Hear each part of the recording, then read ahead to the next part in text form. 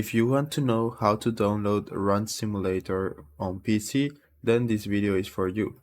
So after this video, you will be able to download and install Run Simulator and have everything ready to play. So if you find it helpful, don't forget to subscribe and like the video.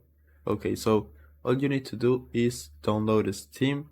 This is a game launcher, so if you don't have it already, you can download it for free.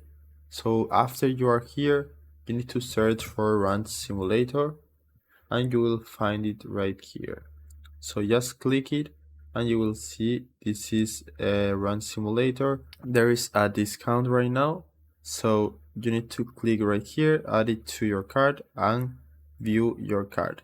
So then you need to continue to the payment and fill in your information.